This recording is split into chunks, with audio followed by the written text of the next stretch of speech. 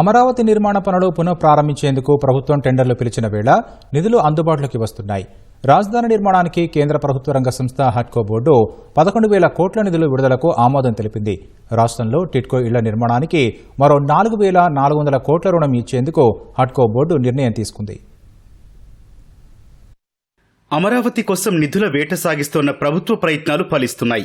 రాజధాని నిర్మాణానికి 11,000 కోట్ల విడుదలకు హడ్కో నిర్ణయం తీసుకుందని మున్సిపల్ శాఖ మంత్రి నారాయణ వెల్లడించారు. ముంబైలో జరిగిన హడ్కో బోర్డు సమావేశంలో నిధుల విడుదలకు అనుమతి లభించిందన్నారు. హడ్కో నిర్ణయంతో రాజధాని పనులు వేగవంతమవుతాయన్నారు. రాజధాని నిర్మాణంతో ప్రభుత్వ భవనాల కాంప్లెక్స్, రైతులకిచ్చిన రిటర్నబుల్ ప్లాట్లలో మౌలిక వసతుల అభివృద్ధి, ట్రంక్ ఇన్ఫ్రాస్ట్రక్చర్ వంటి మిగిలిన పనుల పూర్తికి 50,000 కోట్లు అవసరమవుతాయని అధికారులు అంచనా వేశారు. వాటిలో మొదటి విడత పనుల పూర్తికి 26,000 కోట్లు ఖర్చవుతుందని ప్రాథమిక నిర్ధారణకొచ్చారు. ఈ నిధుల సమీకరణ కోసం కూటమి ప్రభుత్వం అధికారంలోకి రాగానే దృష్టి సారించింది. ఇప్పటికే ప్రపంచ బ్యాంకు, ఆసియా డెవలప్మెంట్ బ్యాంకు కలిసి 15,000 కోట్లిచ్చేందుకు అంగీకారం తెలిపాయి. ఇక మిగిలిన 11,000 కోట్ల నిధుల మంజూరుకు హడ్కో ఓకే చెప్పింది.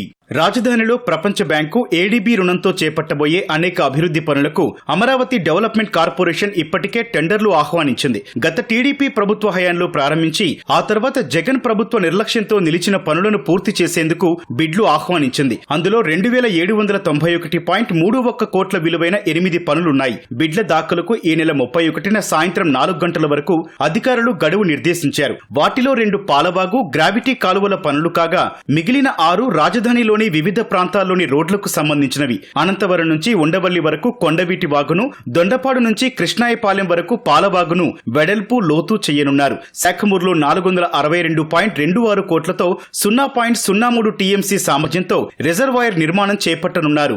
303.73 కోట్లతో 7.83 కిలోమీటర్ల నిడివిగల కాలువ నిర్మాణం, 0.1 టీఎంసీ సామర్థ్యంతో కృష్ణాయపాలెం రిజర్వాయర్ పనులు చేయనున్నారు. వీటితో పాటు 372.23 కోట్లతో E8 రోడ్డు, 419.96 కోట్లతో E9, 241.67 కోట్లతో E14, 443.84 కోట్లతో N12, 183.21 కోట్లతో N6, 364.41 కోట్లతో ఈ 3 రోడ్లను నిర్మిస్తారు. వీటి వెంట వాననీటి మళ్లింపు కాలువలు, తాగునీటి పైప్లైన్లు, డ్రైనేజీలు, పచ్చదనం అభివృద్ధి చేయనున్నారు. వీటితో పాటు పాదచారుల సైకిల్ ట్రాక్స్, విద్యుత్, కమ్యూనికేషన్ తీగలను అమర్చేందుకు డక్టుల నిర్మాణం చేపట్టనున్నారు. తాజాగా మంజూరైన హడ్కో రుణంతో అమరావతి నిర్మాణ పనుల్ని పరుగులు పెట్టించవచ్చని కూటమి సర్కారు భావిస్తోంది.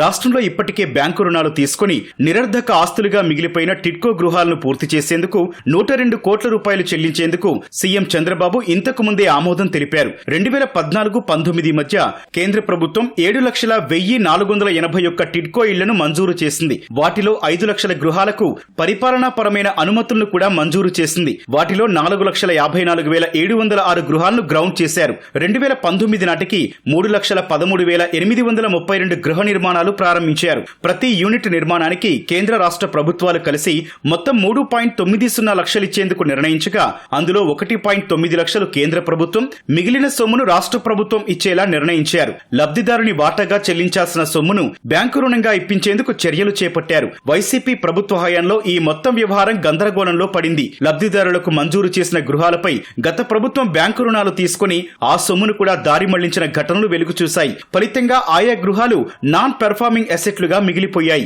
ఈ సమస్య నుంచి బయటపడాలంటే 102 కోట్లు చెల్లించాల్సి ఉండగా ఆ మొత్తాన్ని చెల్లించేందుకు సీఎం ఇటీవల ఆమోదం తెలిపారు. వీటిలో దాదాపు 1.18 లక్షల గృహ నిర్మాణాలను వచ్చే ఏడాది జూన్ 12 కల్లా పూర్తి చేసి ప్రారంభించేందుకు చర్యలు చేపట్టాలని దిశానిర్దేశం చేశారు. టిడ్కో ఇళ్ల నిర్మాణానికి 4,400 కోట్ల రూపాయల రుణం ఇవ్వాలని హడ్కో బోర్డు నిర్ణయంతో ఇక అనుకున్న లక్ష్యానికి తగ్గట్టుగా ఇళ్ల నిర్మాణం వేగం పుంజుకోనుంది.